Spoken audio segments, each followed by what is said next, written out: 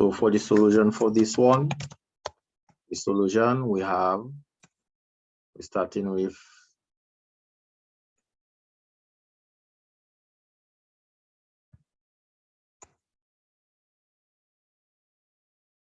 we're starting with 6x subtract 7 is greater than or equal to -1. Okay, so what we need to do, we need to cancel out -7 by adding 7 on both sides. So -7 plus 7. If you add 7 on the left, you have to add 7 on the right. Solving for x here, bear that in mind. So we're canceling out numbers. First start with -7. So -7 cancels out from the left. And -1 plus 7, you're taking out 1 from 7, so you're left with 6. And then what we do now, we divide by 6 on both sides to cancel out 6. So we divide by 6. So the 6 is multiplying to x. So to cancel out 6, you just divide by 6. Okay, so what we are left with, x is greater than or equal to 1. X is greater than or equal to 1. And to represent this on a number line, all the numbers that are greater than 1. Oh, and another way to write x is greater than or equal to 1. Let's put our or.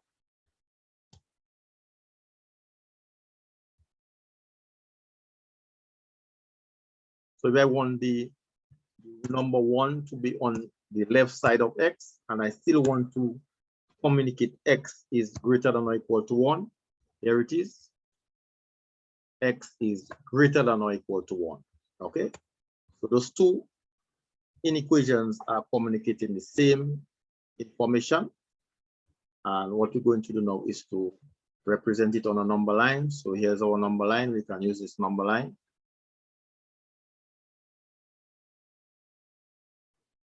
This one was showing x is less than or equal to 3. But here we show x is greater than or equal to 1. So x is greater than or equal to 1. That means we have to start on 1.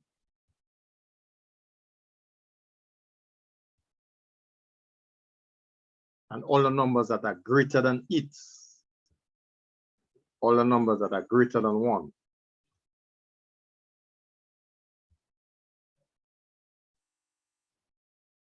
With 1 included.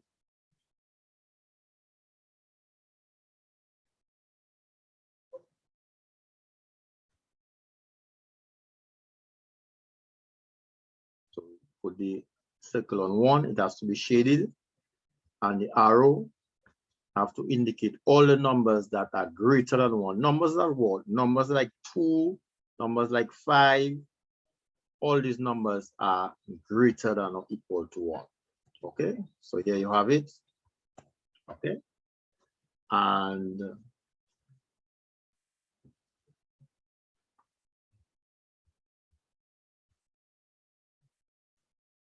number 6. Number 6 is the same thing basically.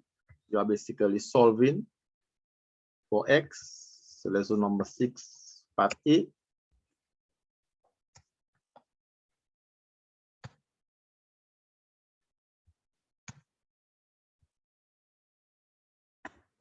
Well, let's do one let's do part E. Let's do one if a fraction. Let's do part E. So we have 5 subtract x divided by 3 is less than or equal to 9. Okay, so what we need to do, we need to cancel out. Since our x is a negative, it's good to cancel it out first by making it a positive. But you can do that also, but you can also subtract 5. So let's cancel out the 5. Let's subtract 5 on both sides. Okay. Subtract 5 to cancel out 5. If we subtract 5 on both sides, You cancel out 5 from the left side. What you are left with now is a negative x over 3. And 9 subtract 5 is 4. Okay. Now you have a negative x over 3 and you have a 4. So what you can do now is to multiply by negative 3 to cancel out a negative 1 divided by 3. So we have to multiply to cancel out of 3 that is dividing. But because we have a negative sign here, we are multiplying by negative 3. So let's multiply by negative 3. So if you're multiplying by negative 3 on the left, you have to multiply by negative 3 on the right. Okay. Now there's an important rule. When you are multiplying by a negative or you are dividing by a negative times a negative is a positive, the inequality sign has to switch. I repeat, whenever you are multiplying or dividing by a negative sign, the inequality sign have to switch directions. 4 times negative 3 is negative 12. So whenever you are multiplying by a negative sign or you are dividing by a negative sign, the inequality sign have to switch direction. Please bear that in mind. Please take note of that. Okay. And we are looking for all the numbers that are greater than or equal to negative 12. Okay, on the number line. All right. So here we have these numbers there. Okay, so we need numbers that are greater than or equal to negative 12. So we can put negative 12 there. Okay, negative 12. And then we can delete this. Another way to put a number line, you don't really have to okay, you don't really have